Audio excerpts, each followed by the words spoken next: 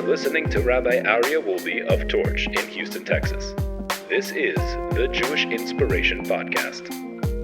And now welcome back to day number 187 on the top of page 975 in the last chapter of the Orchos Tzaddikim, the ways of the righteous, in the gate of fear of heaven. And now that we understand that this type of fear is beyond the depth of most people, it's very deep, and most people don't get it.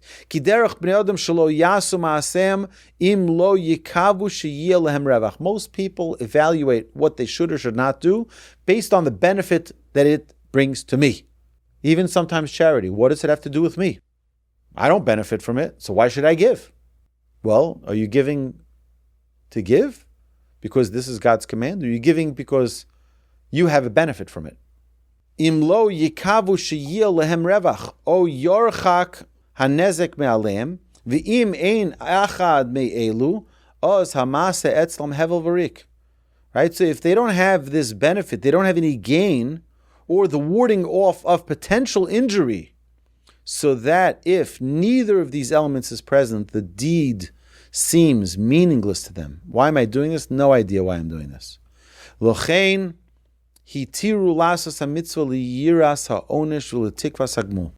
Therefore, our sages say that we are permitted to do a mitzvah out of fear of punishment and hope for reward. We could do it after the fact. It's better that we don't do it for that. But if that's the reason you do it, it's okay.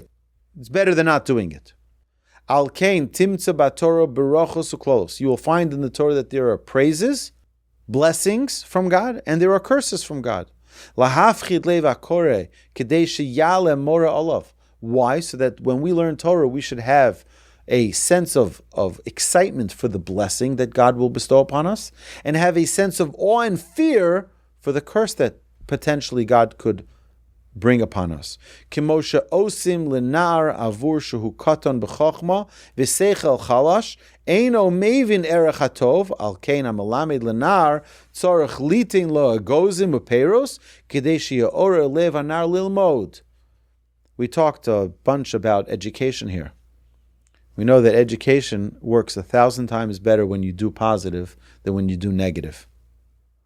Here he teaches us, the author, that when you're teaching a child that doesn't understand, you have to motivate him. And he says, you know how you do it? Sometimes you're going to have to give him snacks and treats to motivate him. People do that with their dogs when they're training them. They feed them their yummy food that they enjoy, and then they do more. Same thing with our children.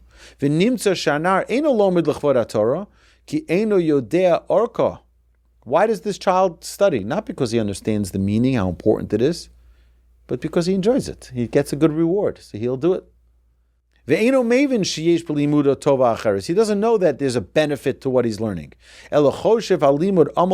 He considers his learning hard work. And what is he doing? To get his reward. He's just doing it for the reward.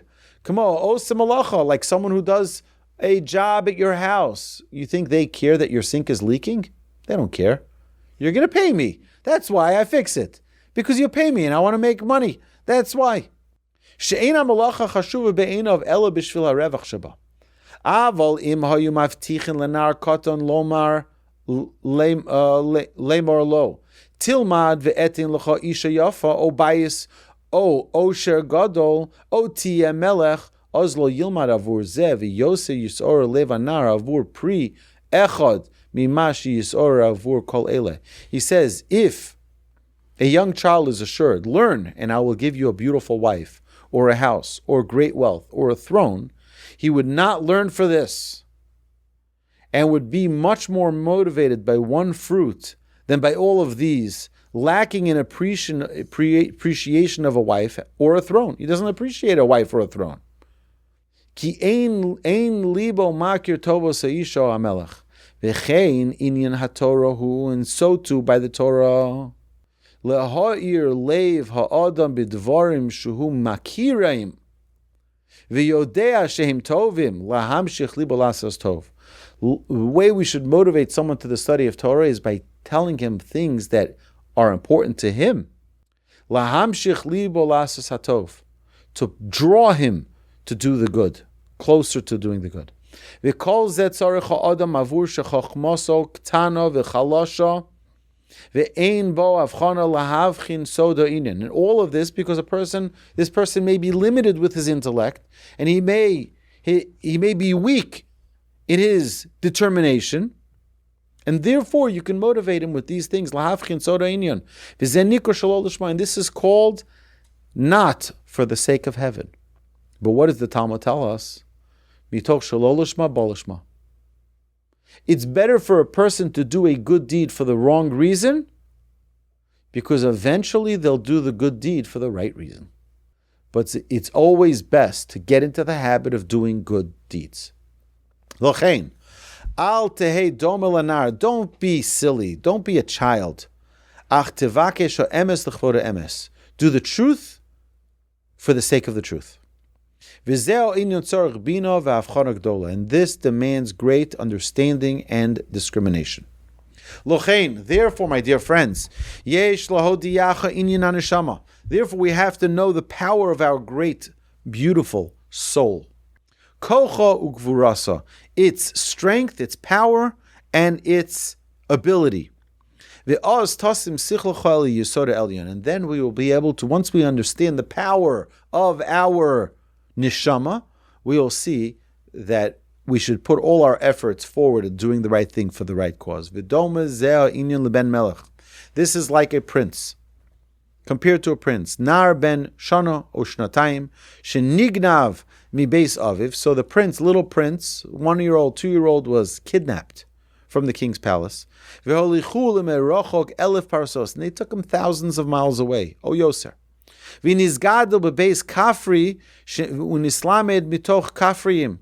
And what happens? He was raised in the house of a villager and learns rustic ways, never thinking or even remembering of a kingdom. Because he never knew it existed. He was too young. And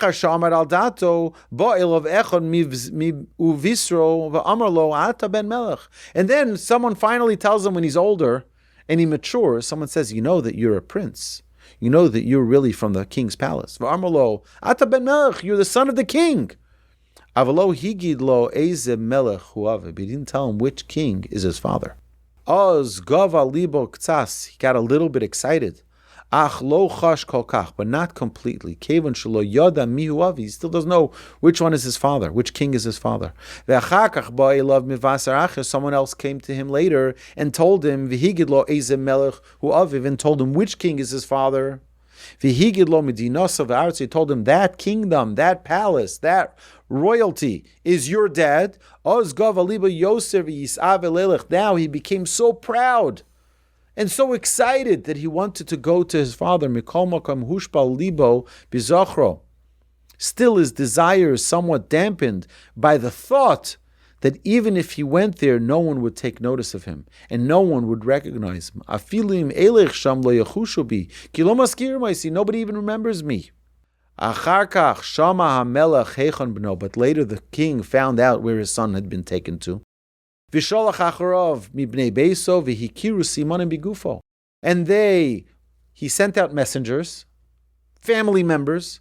He said, go investigate if that's really my son. Remember, he has a birthmark here.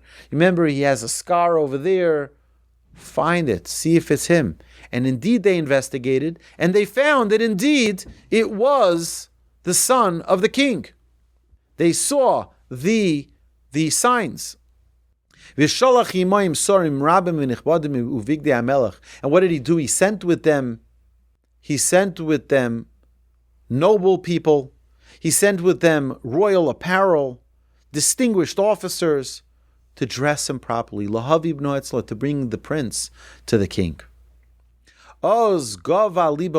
Then his heart was soaring. Big day malchus, and when they put the royalty clothes upon him, and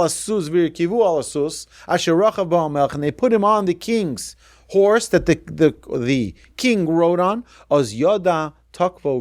then he realized his capability as being a real prince. V'hayalo leiv melech, and then he had a heart like a king. V'gava me'od me'od, and he was very, very excited. Kach inin neshamah, that is the equivalent of our lofty soul. He bas melech, the soul that we have is the breath of God that's been instilled within us. Nefucha ba'adam, imbued into man. Mikisi hakavod v'huva beguf hameluchlach. It's from God that we've been infused with a lofty soul, but that lofty soul was placed in a lowly body. And this is the challenge. So this concludes day number 187. You've been listening to Rabbi Aryeh Wolbe on a podcast produced by Torch, the Torah Outreach Resource Center of Houston. Please help sponsor an episode so we can continue to produce more quality Jewish content for our listeners around the globe. Please visit torchweb.org to donate and partner with us on this incredible endeavor.